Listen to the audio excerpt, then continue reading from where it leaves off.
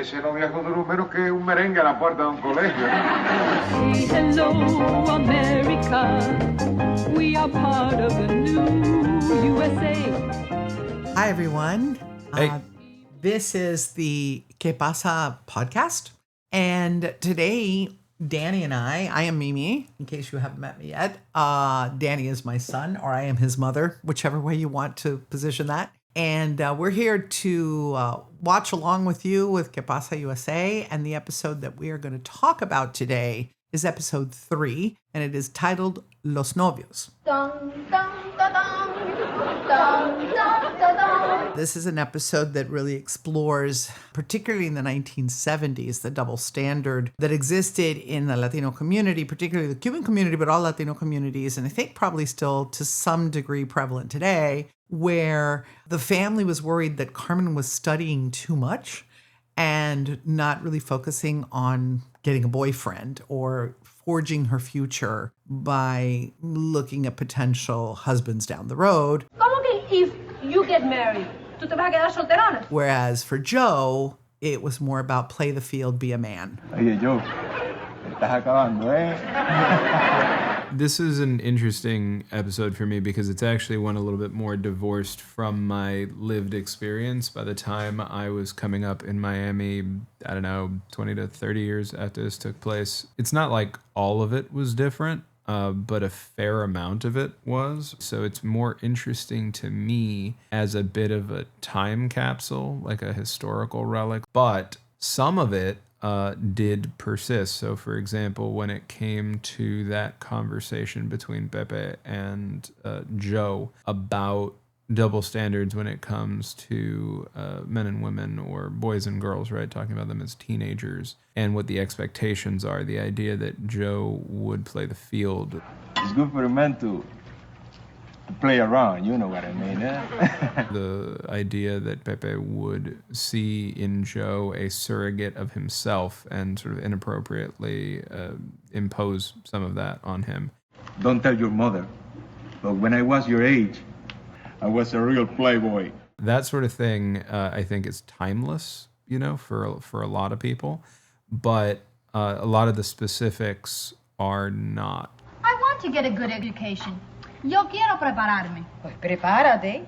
Mira, vas a esta escuela que está aquí cerca, de esa de secretariado, y coge 2 o 3 cursos de mecanografía. The idea that Carmencita go to secretary school, right, is something that by the time the 90s and aughts rolled around was not prevalent. There was a lot of misogyny still. There's a lot of misogyny right now. But that specific expression of it was not common. And it's funny you say that because that came from Adela, right? That came from the grandmother. And the interesting thing, the way I reacted to it, especially now, rewatching it now so many years later versus when I watched it then, was that it was actually my mother's generation. Mm-hmm. So it would have been Juana's generation, who was expected that if you were going to study anything, it would be secretary school or become a teacher, potentially maybe a nurse. And that was pretty much it. But that was much more prevalent in my mother's generation, therefore when Juana was younger, than something. It shocked me a little bit that Adela would say that to Carmen in the 70s, even though she continues to believe it, because obviously that's what she instilled in her daughter. So that was very, very real. And I guess she just carried it down through to Carmen. For me, and you know, I want to get later into like your comment about that conversation being timeless, because I think there are things that have circled back around to today's society that we saw in this episode. Yeah. Before we do that, I know you picked that moment as your takeaway. My moment in this episode was also a conversation, but between mother and daughter, and that was in Carmen's bedroom. Mommy, didn't you ever dream of becoming something? I think it shocked me a little bit rewatching this when Juana kept insisting there's something wrong with Carmen. She's studying too much. Niña, deja esos libros un rato y sal a entretenerte. Because to be perfectly honest, I never experienced that from my mother. Mm-hmm. I never experienced like you're studying too much. You know, there was still within my generation the idea that you should study or do something, but there was also at the same time an expectation in my own generation, even more than our parents, but within the people of my age, of that generation at the time Carmen was a teenager, where it was expected that you graduate high school and get married. Like so many people were doing that. And that was somehow a measure of success. But the moment between Carmen and Juana is particularly poignant to me because Juana, in the midst of trying to convince her daughter to go out there and get social and get a boyfriend and not have her nose buried in books all the time, at the same time she's saying, I wanted to be something. La verdad es que cuando yo tenía tu edad, también pensé en ser una gran artista. Y estudié piano, y estudié canto, y estudié baile. A pianist? Ajá. Really? Ajá. ¿Y qué te pasó? Me casé con tu papá. And Carmen says to her, so what happened? And she said, I married your father. Right. And so that moment, you think, that's not the point when Juana learns. She learns later the hard way that maybe she was insisting a little too much that her daughter be focused on getting a boyfriend. But at that moment, it was kind of like, well, yeah, maybe she should have learned. But she learns por golpe because she doesn't actually learn it. She learns it because her daughter goes off on a date with a couple of guys who look like rough to the parents, essentially, like Yeah. that the parents don't approve of. And even though Adela goes as a chaperona, which was funny and also Very something funny. that I didn't experience, but I know from you was very, very common at the time that this took place, and Adela played that very, very well. It was Beautifully, very funny. beautifully. It was very, very effectively done.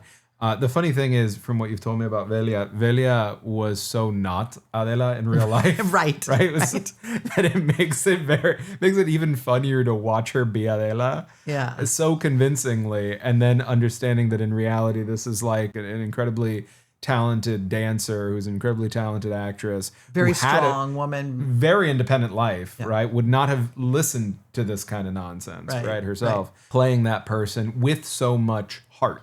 Right, with so much pathos, not looking down on the character she's playing at all. Not at all. A fully dignified portrayal of a complex woman. Making her fully adorable. Yeah, in that kind moment. of and powerful still in that kind of situation. There was a funny joke with the grandparents. Still at this point in the show, the grandparents are a little bit of an afterthought. I say that with all the love in my heart for everybody involved, but they don't get as much spotlight as the two younger generations in this episode. But when they do, they really make the most of it. Not just because the actors are incredible, but because the writing really does a lot of heavy lifting there. Like the joke of Adela telling Antonio, Ay, Antonio, qué tontas estas mujeres modernas.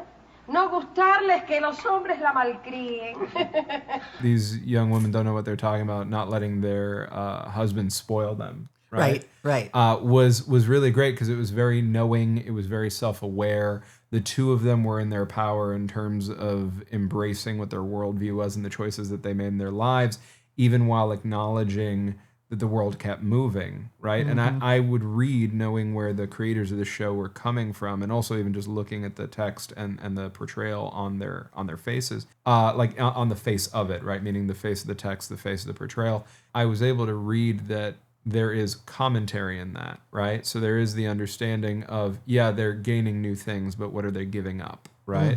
And that I found to be interesting too. Ultimately, the show was made by a bunch of people who at the time absolutely would have, and did, as I understand it, correct me if I'm wrong, identify as feminist, right? So it does come from a feminist perspective. The commentary is essentially on the side of people like Juanita shouldn't have had to give up on their dreams. People like Carmencita should be able to go study. People like Joe should not be expected to have to go, play the field if that's not what they want. The double standard doesn't play. I think one of the more underrated or possibly easier to overlook jokes of that is when there was that farcical cavalcade of potential suitors for Carmencita that came up. The one that Joe brought looked like Joe and was also much older than her. Carmencita, mira, quiero presentarte a un compañero de trabajo. ¡Ay, en mi vida he estado tan embarazada! ¿Qué? And I think both of those things are really telling.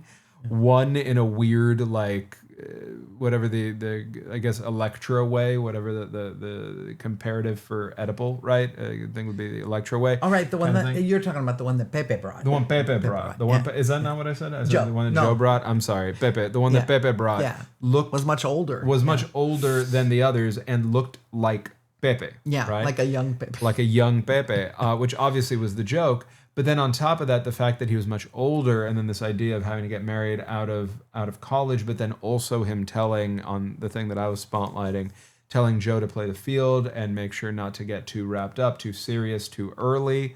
Well, how do you square that circle? You square that circle by having a lot of very young women marrying older men, right? In that kind of situation.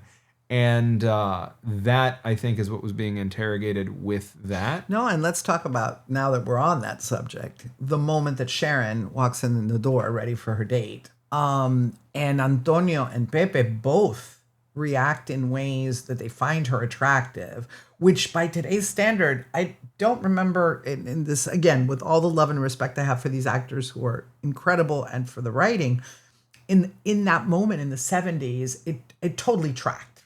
Sharon, you look stupendous. Really? You don't think it's too revealing? No. ¿Qué va?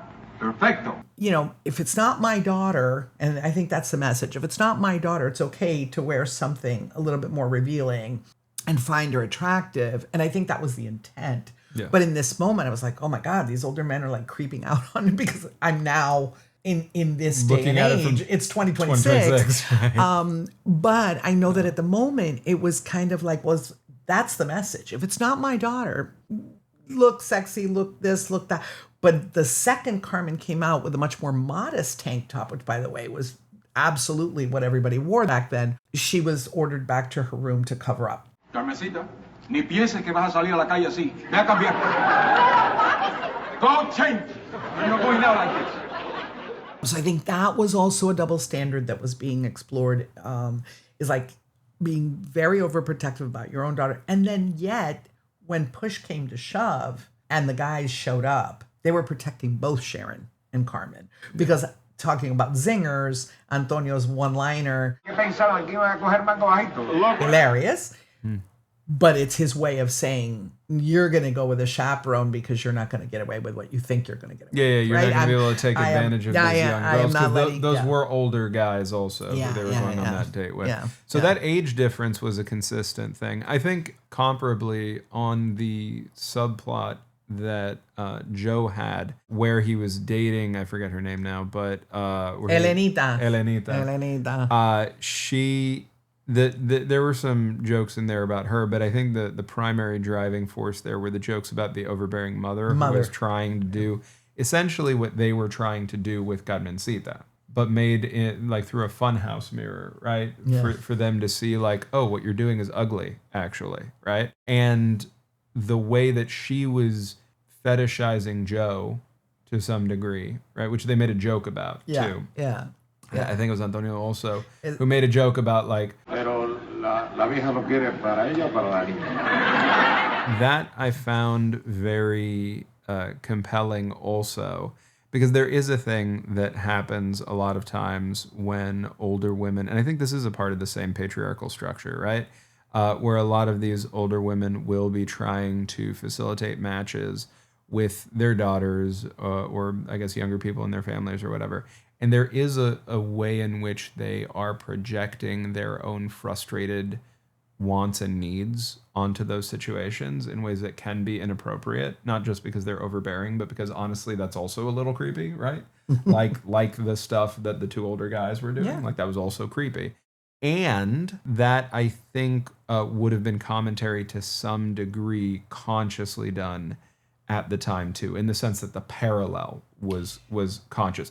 I don't think, from what I understand, you correct me if I'm wrong because you were there, I wasn't, I don't think anybody thought any of that was as creepy as we think it is. No, not at all. No, not at all. But I do think that they did see the hypocrisy of it. Oh, absolutely. Absolutely. The double standard. And that's obviously the recurring sort of theme throughout this entire episode is the constant double standard and holding women up to a certain standard, holding men up to a completely different standard, actually being more manly if you play around and hurt the same women or girls that you're flipping around and trying to protect, right? And I think the deliberate use and overuse of the word decente was very cool because, and that was a detail of the episode that I didn't remember over time and now kind of came flooding back to me because whether it was Elenita's mother or Carmen or Juana herself or Adela for that matter, they were always looking for un muchacho decente. Violeta, ¿tú no conoces ningún otro muchachito cubanito que sea decente, que le pueda interesar? You know, and the idea of decency being someone that on the surface they could only see. We don't know if this kid who came with a box of chocolates with coconut in it or brought the roll of Rolaids or the box of Rolaids later, we don't know if he was really a decent person or not. It was just, he was dressed like a nerd and he went to church with his grandmother every Sunday. Okay. Ay, es un muchacho estupendo, estudioso, obediente, va a misa todos los domingos. Really, Juana, that young man sounds too good to be true. Mamá, ¿tú lo conoces?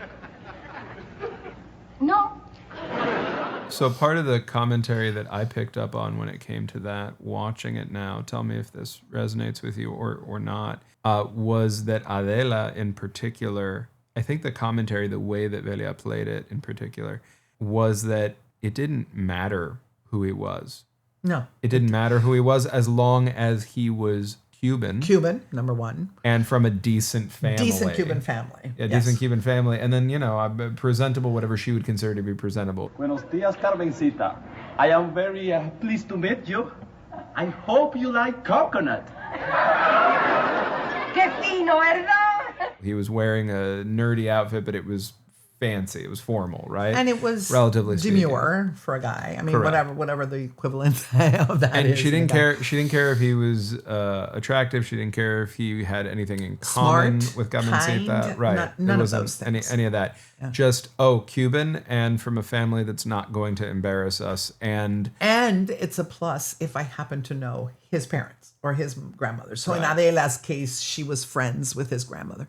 That's a huge plus, right? That was always a huge plus. Oh, it's so-and-so's son. It's so-and-so's grandson. It was always a huge plus without really even knowing who that person was. So I think that was really interesting too. This was written at the perfect time because, again, making parallels to the fact that I was the same age. I am the same age as the actress who played Carmen and just a couple years older than that character.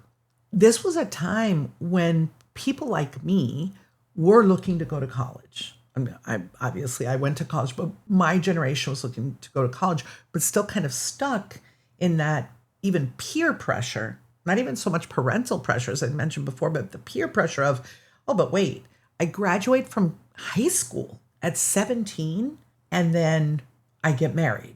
And I can keep working and even go to school and do all those things I want to do. But getting married right out of high school is still a big deal. And a lot of people were doing it. And honestly, I was engaged at 17. I just didn't see it through. I was smart enough not to. But very young. Like I look at people 17 now, it blows my mind. Yeah, that was the expectation, and that it was the expectation of your own peers. Katy, ¿tú me quieres decir que no tienes ningún interés en tener novio? Por ahora no. Chica, pues métete a monja. I mean, remembering what I was like at 17, and I was a relatively serious 17, 18-year-old, I guess grading on a curve, but, I still cannot imagine what my life would have been like if there was even an expectation at the time that I came up that, you have to do this now, right? I know that that's been the case throughout a lot of human history. I just think a lot of people throughout human history have been shortchanged, Well, I mean, your generation was very, very different because the way, at least I know myself and my friends see it, is you all rightfully, I believe, in my opinion, truly prioritized your education and your careers over and above long-term committed relationships like marriage. There was always going to be time for marriage.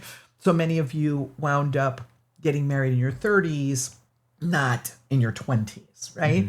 Look, if you look at it, every single generation has had a set of expectations placed on them for which you said, well, wait a minute, it didn't quite work out the way it was supposed to, right? So I think that's the beauty, just bringing it back to the shows, the beauty of what this episode is trying to bring to light and explore and honestly directly criticize, right? The fact that there are expectations placed on women that are different than those placed on men, but honestly placed on both of them. And right? also placed intergenerationally in ways that are meant to be, hey, you're going to make up for what I did, right? Yeah. I have a very young child, right, at the time of recording this. And I really do not want to step into a place where I am taking anything that I feel unfulfilled about in my life, or that I feel disappointed in that I didn't do, or that I feel like I should have done or wish I'd done or what have you. I don't want to put any of that on her, right? In any way, shape, or form. And she deserves to live in a world where she does not have unfair expectations placed on her because of her sex or gender in relation to what she can do, what she's allowed to do, what control she has over her own body. Like, that is all wrapped up, I think, in this commentary from 50 years ago in ways that were appropriate to the time, and to be very specific, allowable on television, right? Through whatever censorship channels needed to be passed in order for the script to be approved, and then the cut to be approved at various levels, at WPBT as a partner through the governmental agency that funded this, right? Like, we didn't really talk to Luis, from what I recall, in detail about this exact episode, but I would imagine similar to conversations he had with us about other episodes when we were interviewing him for the documentary about this. I'm sure there were robust conversations about what can we include and what can't we include. Right. I also wish that I knew, and I don't know if you know any of this, what the women in the show, particularly the older women, right? Particularly Velia, but even the actress who played Juanita, that Ana Margarita, had to say what they thought about this. The younger ones too, right? But they were in a younger place. But they're younger, right? Yeah. I mean, I can't tell you exactly what they thought at that time. I can tell you, particularly, I knew Velia very, very well, much better than Ana Margarita. But Velia, I can tell you, lived a life of a very strong, independent woman who did what she wanted when she wanted to do it, and fulfilled pretty much everything she ever wanted to go after. So I think she would definitely be on the side of Luis's criticisms of this double standard, which is here, but also having a lot of fun delivering the message. Again, we talked about how we can deliver these messages through humor, and I think this episode brings that humor through in small things that are very large. So when Adela, talking about Velia, when Adelia charges into the room with her umbrella and announces she's going to chaperone this date, and then comes charging back in not long after that, because both Sharon and Carmen had to pretty much run away from these guys when they took them to the beach, and Sharon had to jump in the water to get away from them and all that stuff. Her humor is astounding. And she's charging in like she's got a sword in her hand. That umbrella is so symbolic of every chaperone that ever graced a Miami dance floor, or any dance, any school dance, any house party, because every single chaperone had an umbrella. And do you know why they had an umbrella? To physically separate separate people. But the difference is, I think the use of that stuff was really cool. Ya estoy ready. That vieja is our chaperone. Chaperona. So this could have been played for laughs with the whole like leave 6 inches for Jesus or whatever, right? Of it all. Like, except that didn't exist back then. Sure. Well, no, but I mean, it's the same kind of idea where it's just like, dance further apart, right? Yeah. Don't put your bodies so close to each other. Could have been played for laughs on that, but it wasn't, because it punched up, not down. So it wasn't punching at Adela. No, it was punching at these creepy guys. It was her sort of. That's what I'm saying. It was actually showing why it was reasonable in that context for her to be going as a chaperone, so that she could be there to back up her granddaughter and her granddaughter's friend when these guys tried to do something that they didn't want to do. Right. Right? Like that's the reality of it. It's played for laughs. This is a comedy and it wasn't meant to be as heavy, but the truth of the matter is what that joke is getting at is these dudes tried to do something inappropriate, and that was her sword. Yeah. That was her weapon. And she had them, she was successful in bringing them all home, right? And bringing them home safe. But I think too, a lot of this particular, well, all the episodes do, because you'll find these nuggets, but this episode does rely on a lot of iconic Cuban cultural references and iconic Miami cultural references. So when La Familia Chicle takes Joe out, right? The family that was so stuck on him and that they were talking about, which is funny in and of itself, they have a reference to, no, they're taking me to Los Violines. ¿A dónde vas? Bueno, los padres de Lenita nos invitaron a comer a Los Violines. Ave María. Los Violines, anyone who's lived in Miami as long as I have, will remember that was iconic Miami. One of the few iconic Miami places, well, actually, is no longer exists, right? It's one of those the iconic places in Miami that will only live in memory, but literally everybody went there when they wanted to go somewhere fancy and impress somebody. So that reference was incredibly insightful about the culture of the city. And then things like Kikiribu Mandinga, which is so Cuban. And so, yeah, if you let him get too close, it's over for you. I remember those famous words. Kikiribu Mandinga. So I think sprinkling in all of those references also sort of enhanced the message, enhanced the humor, enhanced those moments that they were trying to, in every case, I think, punch up. Yeah. The show's very good at interrogating hypocrisy in a way that is not unfriendly, which I think is an important and difficult balance to strike, because it is very easy, and we live in an irony-poisoned time, right? So it is very easy to look at stuff like that with detachment and judgment. I'm not sure how useful it is. I think looking at things like this hypocrisy with clear eyes is important. I think that not engaging in apologetics over it is important. But I do think that in order for us to figure out a better way forward, we can't just get on what essentially amounts to a puritanical high horse and look at it as though we're somehow better than this hypocrisy, because we come from it. It's not, a part of all just of us. That, it still exists. I think just as you'll see in many of the episodes, if not all of them, the themes that are being explored 50 years ago are still true today. Yeah. It's still there. There's still a double standard there. Yeah. That has not changed. So I think, I don't think we're looking at these. Yes, we should look at them through the lens of the time. But I think what's astounding to me is that even if you look at it through the lens of that time, it's still relevant today. Those themes are still, those conversations are still being had, or they should be. And those situations and those themes are still pertinent and relevant today. I know we want to keep this. This was 30-minute episodes. We want to keep this to 30 minutes as well. So I'm going to let you wrap it up with anything you need. I think I pretty much said everything for Los Novios that I can think of. I hope you all enjoy it. And I hope you keep listening to our podcast here. Yeah, thank you. I hope that everybody does check this episode out. It is much more relevant again now than it was when I was the age of the people who were being depicted in the younger generation of this story. I hope that as people continue to find this show and share it with folks, hopefully for decades to come, as they have for the past 50 years, they find themselves further away from it again. And I think that an important way to do that is by watching shows like this that catalyze conversations like that. So thank you for joining ours. And thank you. Yeah, and we hope to see you all soon. Bye.